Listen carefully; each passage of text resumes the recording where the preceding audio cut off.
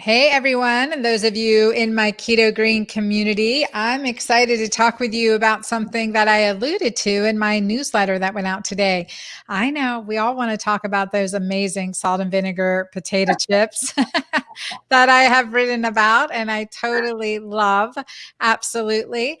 But we're going to go into more than that. One of the things that just definitely on my journey here to Dallas from this very long road trip, and as well as quarantine, I know many of you guys are struggling because you have told me, but the biggest problem that we're having is incorporating movement back into our life and how vitally important it is. So I have, dug into my black book, so to speak, and called on my dear friend, Debra Atkinson. Hey, Debra, how are you? I'm good. So good to be here.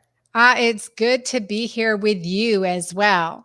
We'll tell our audience a little bit about you for those for those listening who do not know about you yet, but certainly will by the end of this call fall in love with you like I have, and what you're doing. And just for those of listening who are in our Keto-Green community, Debra is in there too. She has been doing our Keto-Green 16 challenge. Yeah.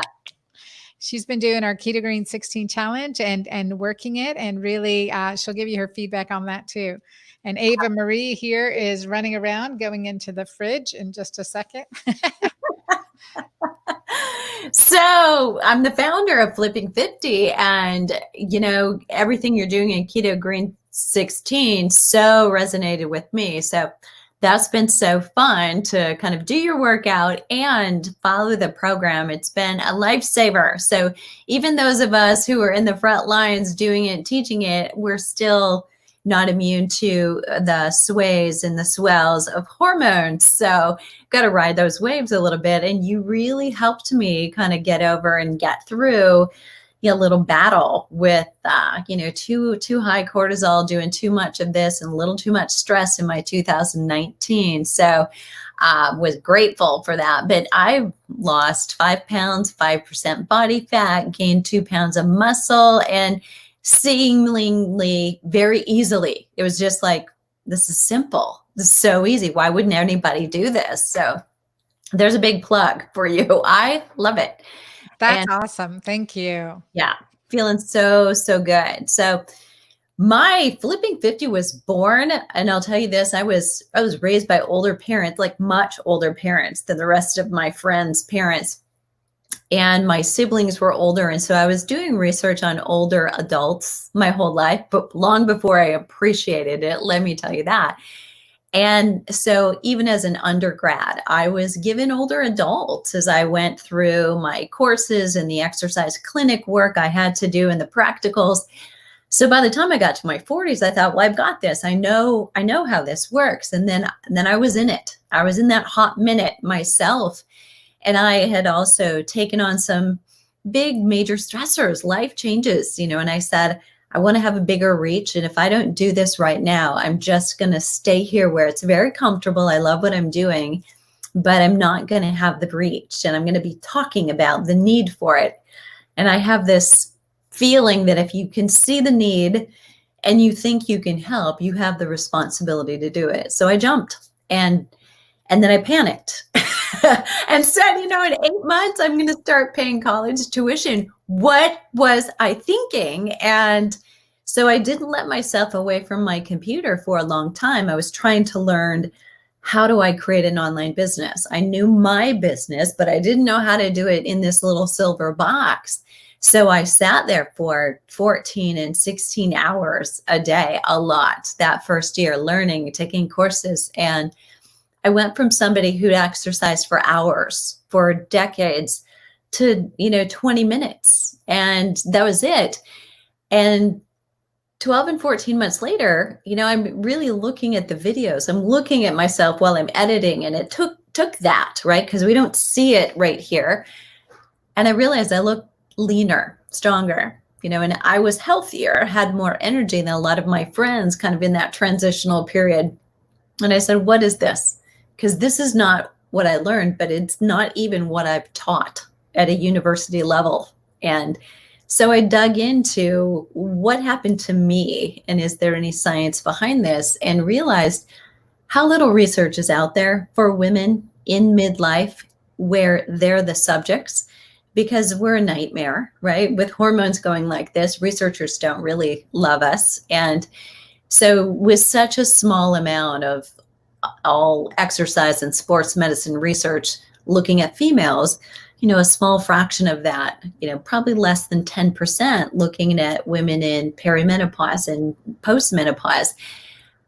I took all of that, and that's the only thing we use at Flipping 50 to really help women feel like we get you, we understand why it feels like your doctor maybe sometimes, unless they've got somebody like you, or why trainers don't understand your needs. It's not their fault entirely. The textbooks they're using feature studies that are, focusing on males in their peak of muscle mass, and we typically are not. Right? True, true. The research on, college athletes, Yeah. Right. especially for diet programs and everything, very dedicated. You tell them what to do and they do it, right? Right. And it's different in the menopause. I mean, beyond the physiology, it's also our mindset, right? And That this is is true. true, Deborah. Like we will question it 100 ways and need it proven that it is absolutely good for us and it will work for us. Because by the time we get to this age, so humbly true is that we've tried a lot of things that have not worked for us. Right. Right. And so that makes it a challenge. But let me tell you, after being in the car for 2 days and being in book launch mode, sometimes 16 hours a day at the computer and Yeah. doing interviews and feeling it in my joints and in my Right. back and everything and all the gyms closed and my trainer unable to come. I had a trainer coming to the office 2 times a week to work with my whole team because I really believe that that is something that will increase the mood and the atmosphere and the collaboration as well as the well-being and health of our team members. So I'm was missing that tremendously and just feeling it myself. Someone who I am not someone, Deborah, to be honest, that loves to go to work out. I love to curl up with a good book. Anyone listening, raise your hand, say amen, say whatever. If you are that way, you are not alone. I am Right. totally that way, but I am always so glad when I leave the gym Well, I think or finish my workout now at one home. exactly. One of the things we used to say is it's the best place to work ever because, people always leave in a better mood than when they came in. And, I used to say I had a client for over 7 years and actually lost her fatally, is the way we separated. But I used to say we had a love-hate relationship. She hated to see me coming. She loved to see me going. I mean, that was but she knew she wasn't going to do it on her own. She also knew it was valuable and she needed to do it. And that's the secret, is finding Yes. what is that thing that will help you do what it is you need to, so that you can love it. You can love some piece of it, some part of it. Well, I think, and I love that Dr. Gabrielle Lyon says is you have to earn your leisure time. Right. Especially now when we're sitting so much when we're at work and everything is so automated and computerized. It is. It is. We'll talk about more about this evolution. What is right for us in menopause? And we have a lot of people in our community group, in our Keto-Green community group that are writing in that have been following you. Deborah's been following your books and working. Many people are like me too. Like, hey, I'm just totally going to curl up with a good book, and that is my preference. So, but we know that that's not the right discipline and practice for the long term, although it's good for many things. I'm a full advocate of that. But really getting into working for our bodies in the most efficient way possible. And that's why I love your work. I love your Flipping 50 cafe or gym membership. It's really like Membership, right? gymbership. I It's love the that. new one, right? Yeah. Mhm. Gymbership Yeah. and doing workouts that are quick, efficient, and whole body and functional because and this is something I noticed after I had a shoulder injury. Mhm. hooking my bra strap. And then I remember my mom having trouble, Burn or putting on socks. These things we take it. for granted in our youth are really, is something that we should never lose these functions, these Right. capabilities of. And congratulations, by the way, on your TED Talk. Thank you so much. Fabulous. We've put a link in the above notes for it, and we'll put some information. We'll put a link into your gym membership and this gift you're giving our audience too. Fantastic. Yeah. So, we're on the same page, right? So it's those short workouts and twofold. Number one, it makes it easy to feel off. I can bite that off. I can do that. 20 minutes is doable. But it's also one of the best things that you can do because it's much more beneficial to do less exercise, just do it with more purpose. And that's what I'd found with all those months sitting in front of my computer, is that I was barely exercising for 20 minutes. But when you only have 20 minutes, you make every minute count. You're not at the gym like doing this between sets. So sometimes those hour-long workouts really aren't the hour long. I know, I see you out there, right? So if we make every minute count, what we're doing is optimizing our use of cortisol, right? And I'm speaking to the choir here right now, so you could probably go on for volumes about this. But exercise requires energy. We want to use that cortisol in the proper way instead of the chronic fatigue all day, all the time, all coronavirus time that we're kind of in right now. And it's so much more amplified during midlife. But if we can retrain our body to, okay, use it, and then you're done. Then you've taught it to, okay, it's like a sprint, and then finished and relax. And it's like purging a little bit of that adrenaline. And that's really what you're after. We still, many of us were socialized a long time ago to the longer you do it, if it's good a little bit, then a lot of it must be better. And we couldn't be further from the truth with that. So if it's hard and short, stop. It's good enough. And you've actually done the best thing you possibly can. It takes a little while to trust that, because it's so not what we've been conditioned to believe. And I know that there's somebody out there watching that's probably saying, but I love exercise. I love endurance exercise, and I love it so much. And I do too. But, I have had to take the Girl Scouts oath and say, I'm not going to do that right now, because it ends up making you more tired, and risking that adrenal fatigue. So you wake up in the morning not ready to go, and haven't had the fun, but you feel the hangover effect. I mean, those things are telling you the exercise you're doing right now is probably not a good fit for you in the moment you're in. So true. And I want to share this this question from one of our Facebook users, Debra. She says, I need this now. Here's my question. How do us older gals tighten up the stomach area? Countless sit-ups, essential oil massages, eating good, and all the skin tightening gimmicks on the market. And still, I cannot get rid of it. Even electrocuted myself with an ab belt. God. I did that. I don't need a six-pack, just smooth. Not too much for a girl to ask, right? Debra, I love your honesty. Very, very good. I'm sure there's a lot to that story. So true. Okay. So Debra Furt's great name. Okay. And so I have a question. So we need to dig here. So is it loose skin, or is it lack of tone in the muscle? So I can definitely help you with the tone in the muscle, but the skin is really another thing, right? So we need to kind of do from the inside out, things like collagen and bone broth and tons of antioxidant rich foods, so that you're getting lots of the vegetables in to help on the skin side. And I'm sure that there are some good topical lotions. One of our friends suggests doing body lotion that's got a little retin A in it, a lower level than you'd use for your face, but for areas of your skin where you feel like it's a little bit more crepey or dry. So be sure you're taking good care of that. As far as the muscle goes, toning the muscle underneath is really what you're after. So you mentioned something that makes my hair stand up just a little bit, and that is tons of sit-ups. So if I could give you one tip today about toning your core, sit-ups are not a girl's best friend or your guy's best friend. So there's a saying that goes, we are only so far away from our back injury, and we only have so many forward flexions in the life of our spine.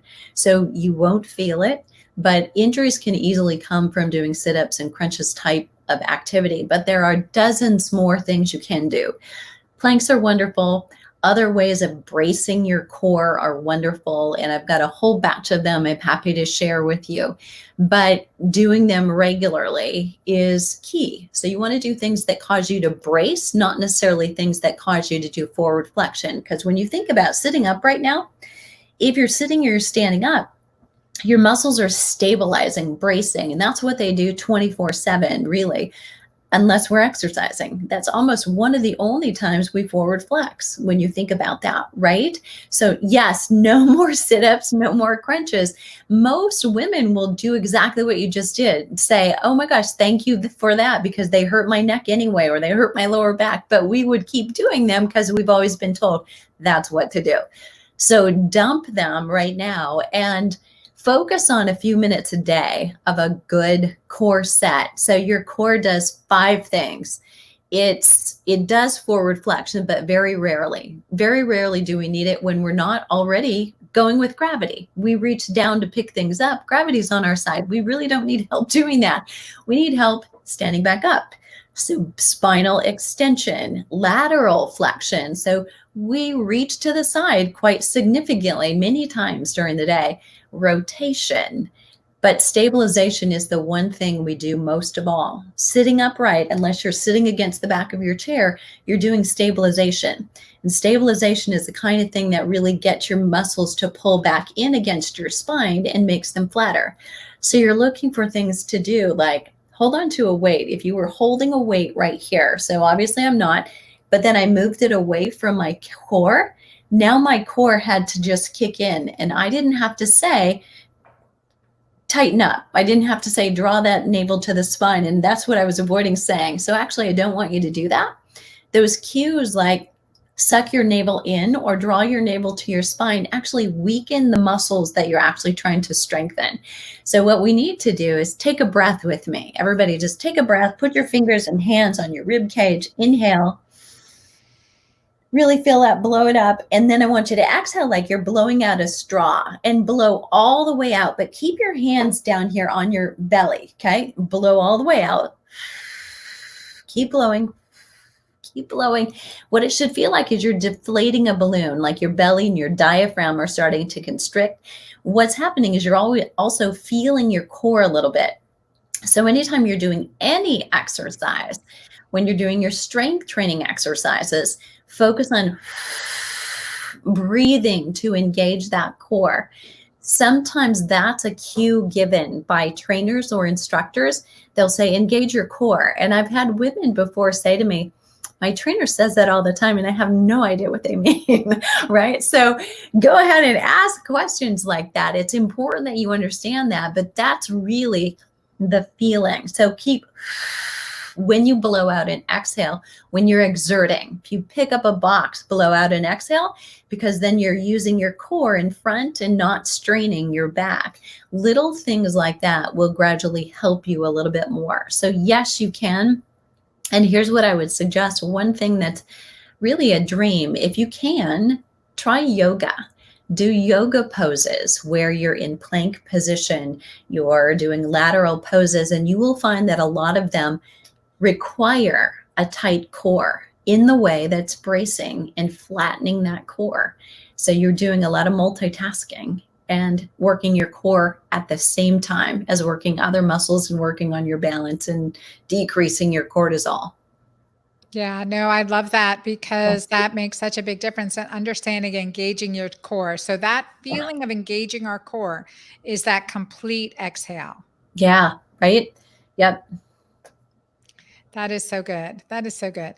Tell us, a little bit about what drove you to do your TEDx talk and and what that was. I know you lead into a couple really key points that women, especially those of us over 50, and I'll be 54 this month, Yeah. really, yes, really, really need to recognize as it comes to working out. And I will say this, and working with thousands of women, is that sometimes the undertraining is as harmful as the overtraining. Right. Yeah. We're looking for the Goldilocks. That's exactly Goldilocks. right. Okay. Not too much and not too little. And for you, Dr. Anna, and for me, and for anybody right now watching, our Goldilocks is different, right? And it's different potentially right now, today, than it will be 2 months from now.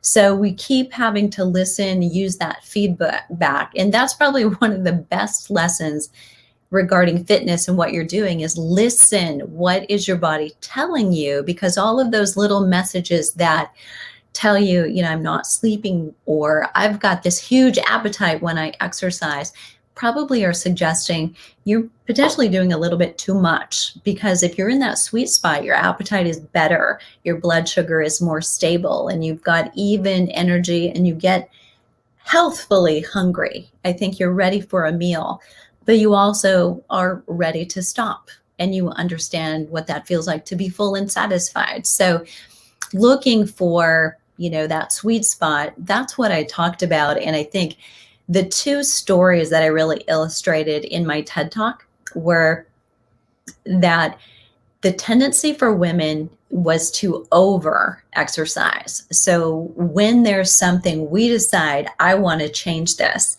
it's those moments when that wasn't there yesterday. Like, what? Or I just feeling like I'm 7 months pregnant. How can that be? And I'm in menopause, and not feeling comfortable in your own body. And we want to do something. And when we decide now we're doing it.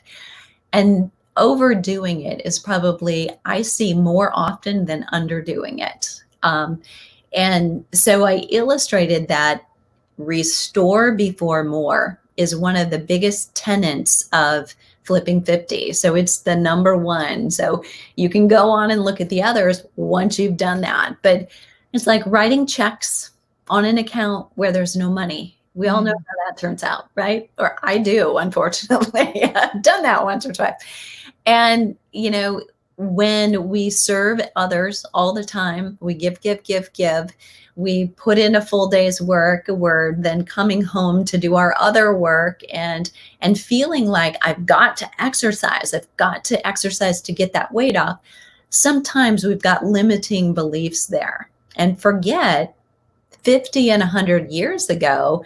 My mom is 94, and I asked her as I was home for Christmas, I said, do you ever regret, not exercising when you were younger, not exercising more? She said, no. I said, I'm going to have to edit that, right? I mean, that was the wrong answer. But she said, chores were our exercise. She said, heavens, we didn't need to exercise. We lived on a farm. I mean, we had to do everything.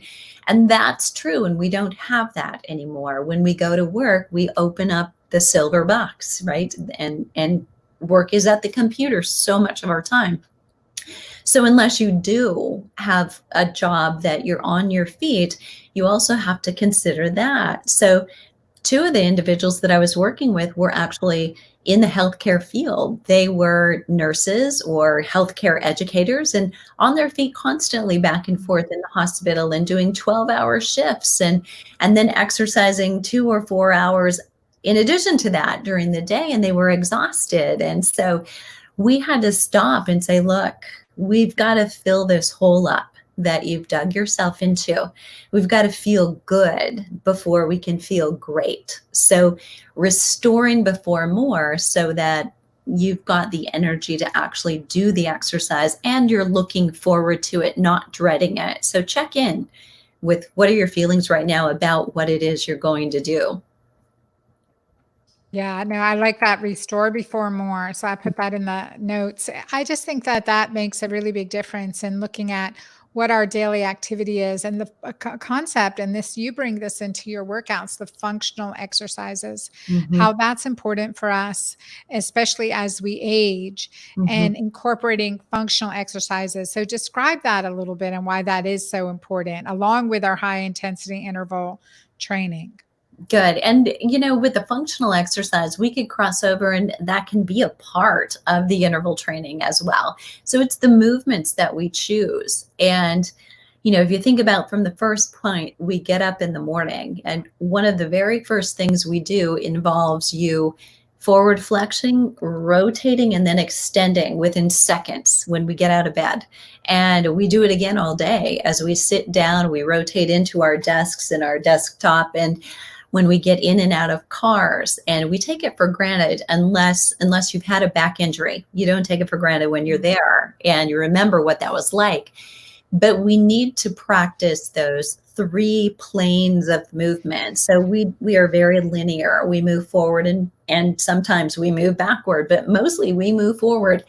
Well, we need to get back to that lateral movement. And some of us haven't done that since we did drills in basketball, right, in school.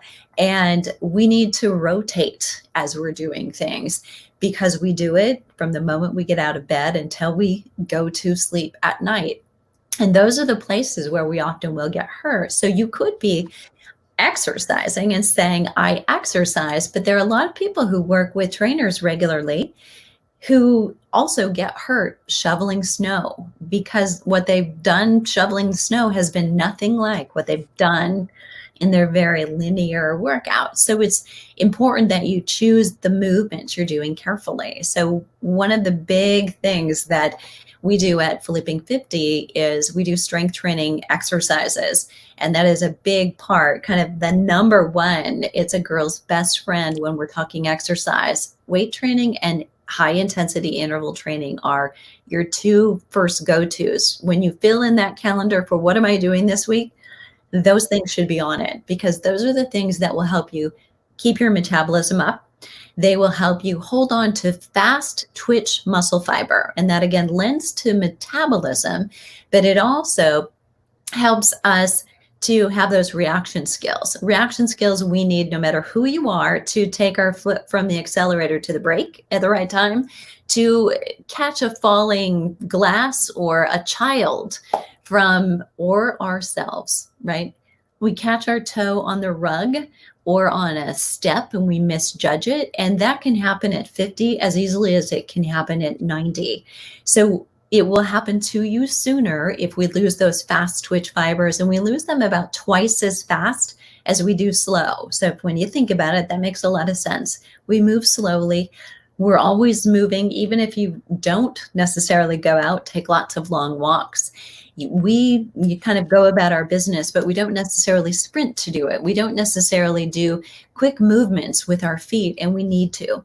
So it doesn't take a lot of time, but it takes a couple of minutes of time. And you can do what I call a finisher. So if you've gone for a little walk, then spend a little time stepping over the cracks on the sidewalk. When you get back, do a little foxtrot, take ballroom dance with your honey. All of those things that teach you new patterns and make your feet move in different directions are wonderful for not just right now, but for 10 and 20 years from now. Yeah, that's so true for cognition. That's Yep. neuroplasticity, right? Can Yep. increase our brain firing and really Yep. help us make new neural patterns. And I love the research when I was reading that about the ballroom dancing and just dancing in general, that increases that neuroplasticity. So yes, definitely do this. Now, Deborah, will you design for our listeners, discuss like really key components of an exercise prescription based on Mhm. your decades of research and wisdom for Mhm. those of us in this menopausal transition? Yeah. Because we want that hourglass shape back. Maybe we can touch on that too, because as Yeah. hormones are shifting, we often get more of this straight male shape, and we want that hourglass. So incorporating those exercises that also help us flatten our belly, but keep our hourglass shape. Yeah. Okay. That's So all. that's it. Okay. We're done now. That's it. So a couple things, and let me give you the basics, and then we may want to come back to this. So thinking about your body type, your specific body type as well. So whether you have always been a little bit more muscular, you respond really well and quickly to exercise. So being a mesomorph, having a little bit more muscle, you know who you are. You potentially are the ones who say, well, whenever I lift, I get bulky, or I see results right away. And you're not going to get bulky. We're just going to give you the formula for that. Okay. That is not bulk. That is good. All right. And there are some of you who are very linear, where it's hard to keep that muscle on, and probably fewer of you. We don't hear from you as often. But as we get older, we want to make sure right now you're building some muscle, and some muscle to help you also build your bone and hold on to it, and not increase those losses as you age. But we don't want to be frail. None of us. I think if we looked ahead 20 and 30 and 40, and I don't know about you, but I'm going all the way. We don't want to be losing that bone or the muscle, either one. Yeah. So if you're smaller, thinner, there's a different formula for you. And then for those of you that are my curvy girls, and just have always had that Marilyn Monroe and a lot more hourglass, you would say, but maybe that's disappeared a little bit now. You're probably still, that's where I would classify you as body type. Okay. So be thinking about that, and we'll come back to it if anybody has identified with one of those and wants to know, how do I adjust for me? So frequency wise, twice a week strength training, and we need to get specific on this. So twice a week strength training, really picking up some weights and reaching fatigue. So muscular fatigue. So we've talked a little about fatigue and exhaustion and lack of energy. Feeling like you're just a puddle when you walk out of a workout is not necessary.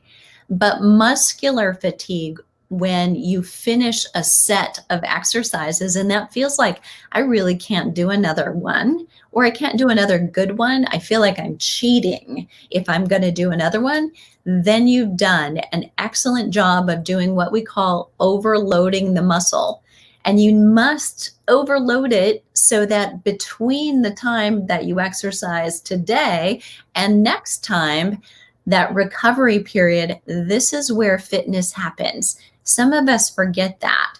We think we should exercise every day and every day hard. But what we need to keep in mind is somewhere between 40 and 50, our need for recovery goes up quite a bit for many of us. So if you exercise on Monday and then on Thursday, you're leaving a good 72 hours between. That's now more optimal than what we all learned was Monday, Wednesday, Friday.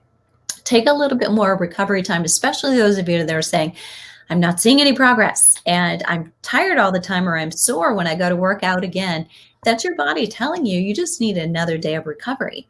And you can be active. You can go for a walk, go for a swim. You can hop on your bicycle and move your body, but don't do strength training again until you're really feeling I'm recovered. So twice a week strength training, and here's why not 3. So I know some of you would be saying, well, I thought 3 was better. And it's what we were taught. But in testing of postmenopausal women, looking at once, twice, or 3 times, once wasn't enough. 3 times was actually too much. And so what happened with all of the subjects was more couch compensation. They were like, well, I worked out today, so, I'm going to sit down. I'm going to read the book. They're borrowing Dr. Anna's book, right? So, and the twice a week group exercised enough that they had more energy, more stamina, more strength, and still had more energy. So they were the ones who then wanted to garden all afternoon, wanted to go play golf with their friends, wanted to clean the house. Well, can you want to clean the house? I don't know. But you get the point. They were more active all day, and they were the biggest energy expenders. So we can call that calorie burning. That's not necessarily the goal. But if you have a more active life overall, remember that we're exercising so that we can play more in life, not just exercising to exercise, right? So if you can keep that in mind, twice a week is your golden ticket, and 2 or 3 times a week of doing short, intense interval training. It's 15 or 20 minutes at a time, bookended by a good warm up and a cool down are the sweet spot. And you can do those on same days or other days. And then you fill in with your light to moderate exercise. You can be active, you can take a walk, and you should any day. So that's kind of how I would put it together. Yeah, no, I love that. And also that clarity, because too, exercising to muscular Fatigue. exhaustion, muscular fatigue.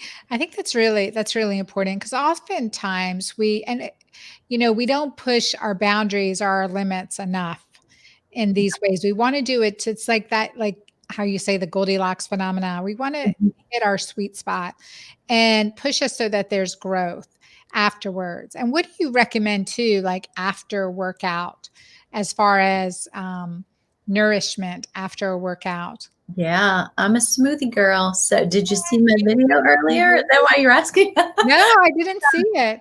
Timing is so important. It doesn't have to Yes. be a smoothie. So it is for me because I love them.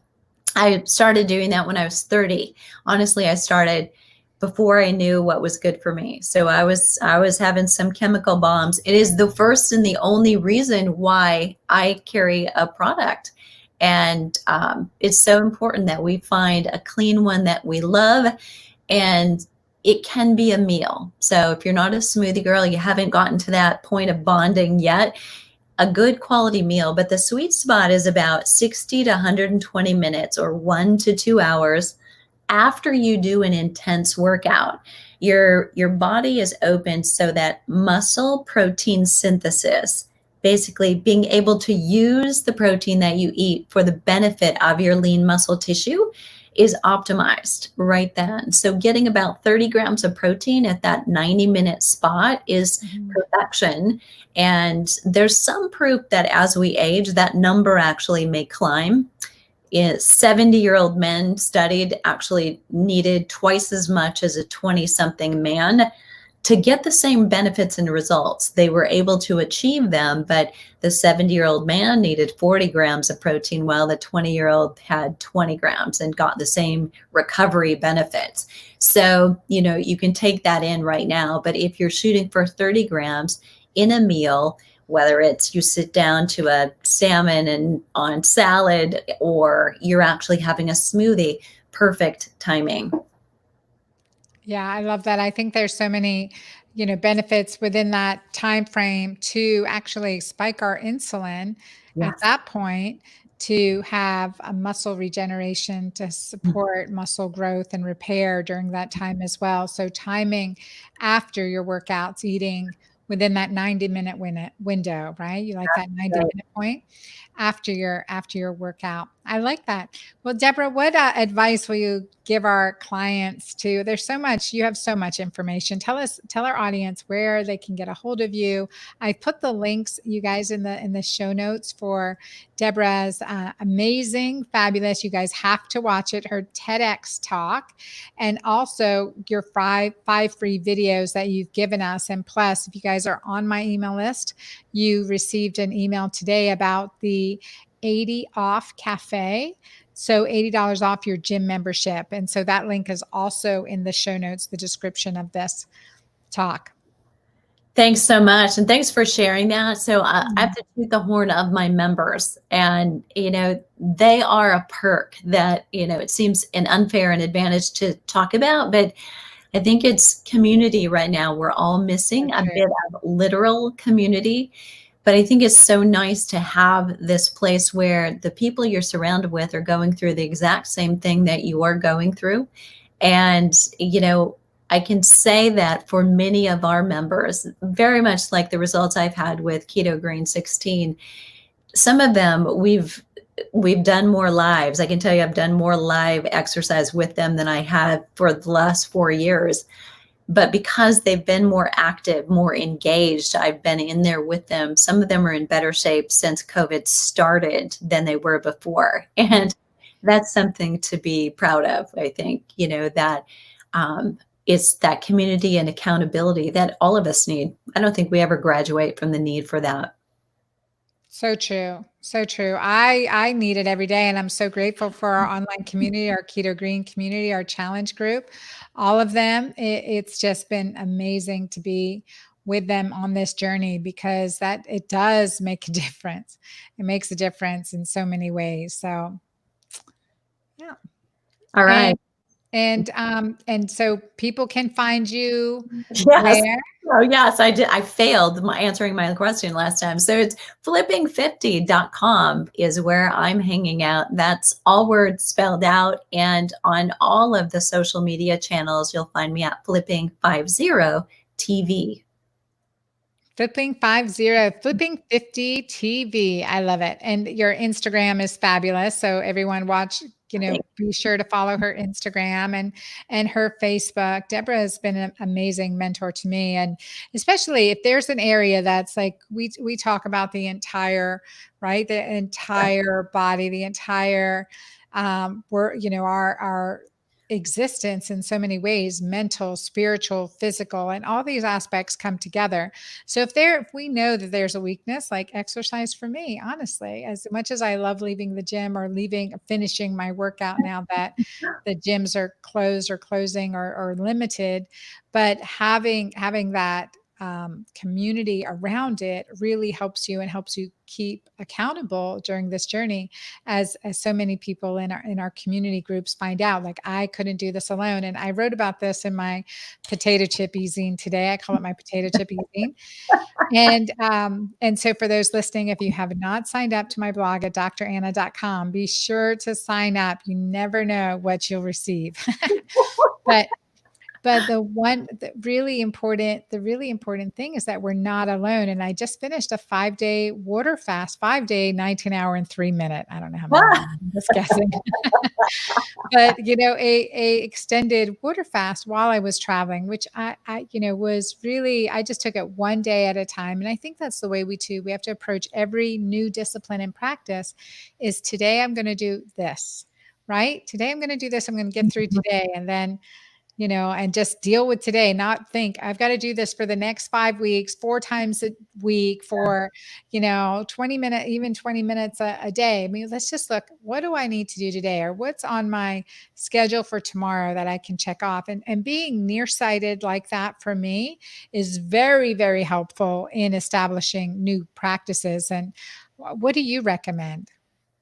I think what you are talking about is just so very important. And I think planning ahead, is really important. So whether it's on a Sunday, you sit down and look at what am I going to do? What needs to be on my calendar so that we don't have to do both. We don't have to both think about what I'm going to do and then do it, because I think we end up having time to do one of those, but not both. So you don't want to do it random and not have a plan.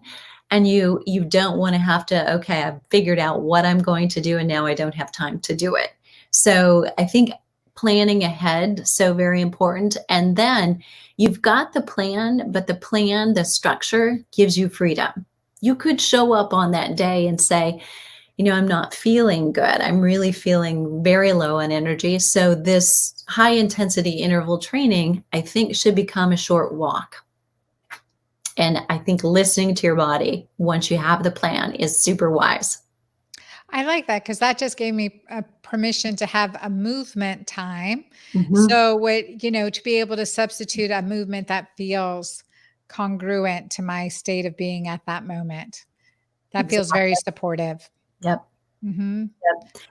I like to use the 10-minute rule. So if you're scheduled to exercise, this is your exercise time, but you're not feeling it, do those first 10 minutes. And usually at 10 minutes, you will know. If you are still not feeling it, you're probably better off taking a rest day, taking an easier day, doing some stretching and calling it. And a lot of times your mood will have changed and that chemistry will have changed and you will want to continue. Yeah. Yeah. I feel that many, many days. And then being able to do so describe also the experience when people get into your Flipping 50 gymmership cafe. Gymmership. What a mouthful. I Yeah. know. So we start people twice a year. So we open on purpose twice a year so that we can take all those newcomers and we can all kind of initiate and orient to what's happening. What should I do first and second? Because I'll tell you, there's a lot of content in there. And the last thing I want to do is make it a library where you walk in and you don't really know what you're looking for and you don't walk out with something because of that. So we very specifically suggest here are the steps ABC that we want you to go through. And depending on what are your first biggest priorities that you want to work on, we break things into little mini courses. So if it happens to be weight loss or it happens to be cellulite or I want to exercise, but my joints are really giving me a lot of problems. It's joint specific or bone health. We have 9 mini courses that they can focus on where it's exactly the content they need first. So they can go through what they need without the overwhelm, and the other information will always be there next. I like that, that there's customization in that. Yes. And then your Facebook community, your Yeah. membership community, which is fabulous. Thank you. And just talk about what does a day in your life look like? Share a day in your life. Well, I keep hoping. I mean, when does that, like everybody's watching Netflix, when does that show up? Because I'm not getting it, right? No, it's been super busy during COVID. But it's like you get up in the morning and you're really excited to do what you do because the women that you're helping are so full of gratitude that they are getting the energy and the vitality that they want and need to go and do the things that are unique that only they can do. I mean, that's what keeps me going. But I'm an early riser, so I get up and enjoy my black coffee thanks to you and mash, just so I can do a little more intermittent fasting. I'll do some high intensity interval training or some strength training after I've worked for a few hours, because I find that creative time I don't get later if I miss it in the morning. And then I'll end up with my first kind of breaking fast overnight is a smoothie, usually late morning, kind of a brunch. And, then I do, lots of meetings, lots of appointments, some private clients, still working with them. And we're focusing on, that cafe is our membership is my heart. So we take really good care of them. We're constantly building new programs, preparing a masterclass on the topics that they're all kind of a buzz about. And so I'm focused on that for a good part of the afternoon and into the evening. There's a couple more, usually webinars or podcasts or something. And then I go to bed just as early as I wake up. So you'll find me in my pajamas about 7:30. Early to bed, early to rise. Early That's to right. bed, early to rise. I love it. I love it. I want to thank you so much. Thank you for your friendship. Love our girlfriend time always. Thanks for being available. That we could call on you and look to you as a reliable resource. And I'm feel very blessed to be able to share you with our community group. So everyone listening, you enjoyed this, definitely give a shout out here, a thank you, and check out Debra's site. So flipping50tv.com. flipping50tv.com for the website, and the links that I put here in the show notes to catch up with her and her amazing work and her amazing books and her amazing programs. So thank you, Debra. Thanks for being with us. Thank you. Thanks for having me. The website there was flipping50.com. Oh, Flipping 50, but then there was Flipping 50 TV is the Instagram. Yep, all the social media accounts. All the social media. Okay, flipping50.com, flipping50.com. So you guys all check that out and give a shout out. Please share this episode. And I love your feedback. I love to know what your exercise routine is doing. I know my daughter Brittany loves hula hooping. hooping and hula, both. She loves doing hula and hooping. And for me, boxing, yoga, Yeah. doing these HIIT workouts that are functional, that I feel like, okay, gaining my strength back. That's powerful to me, as well as, having that balance, as Debra said, with yoga, that flexibility training and balance training, which is so critical as we get older. So we're never too old and we're never too young to start something new and fun. Just have fun with it. Amen. Okay. Yes. Thank you, everyone.